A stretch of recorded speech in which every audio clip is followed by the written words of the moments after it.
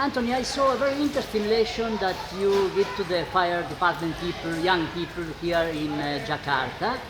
And I hear that there are one very big secret, cold, and cold, about the batteries, no? cold and cool, yes. So yeah, it's been a great opportunity. We've got the local fire service supporting us here in Formula E. But what's nice, I have a personal relationship with that because I'm the medical car driver for MDD Motorsport and the Incident Commander for anything that happens on track. And my full-time job back in the UK is as a firefighter. So I always take the pleasure to speak to other fire services and to pass on knowledge that's going to help them not only while they support us here at the track, but also when they're doing their job for their city. So one thing we've been talking about is fire on the battery. Fire on lithium-ion batteries is a different beast, shall we say. It's a different form of firefighting. It's about understanding the hazards that we've got.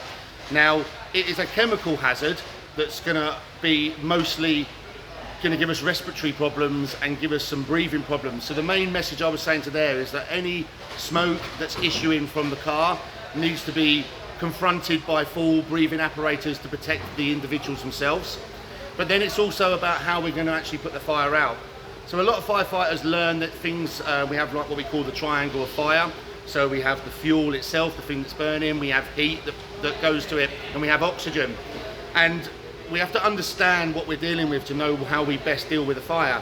Now with lithium ion, it's about taking the heat away. It's about removing the heat because we can't just remove the oxygen. Lithium ion itself will produce oxides and has its own way of keeping itself burning, and a thermal runaway is where it promulgates through the battery.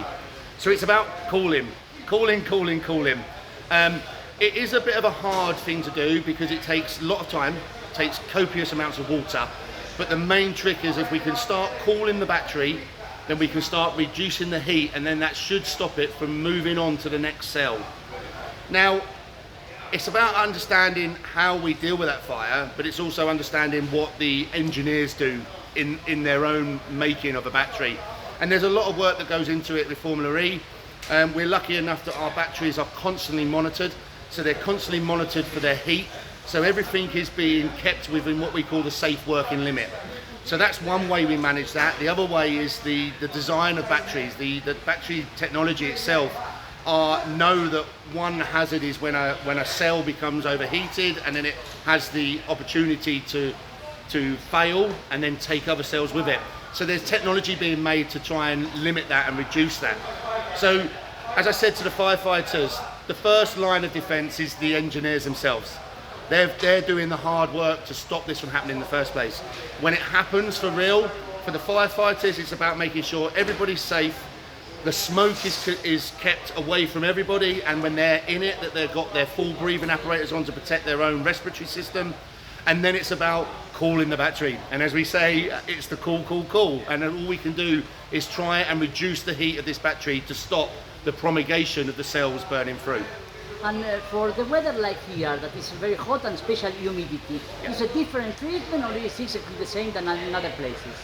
It's the same in terms that the how you manage this hazard is definitely the same.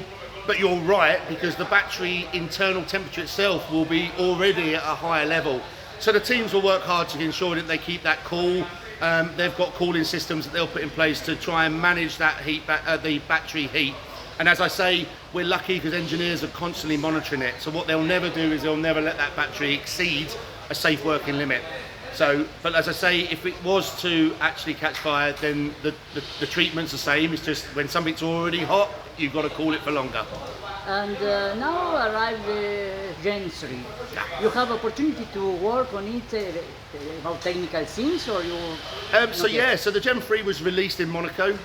It's been with all the engineers at the moment. It's been with Spark. MDD itself are actually making arrangements now to book in for some visits to go and visit the car. We've got to look at our operating procedures. We need to understand how best to do extrication.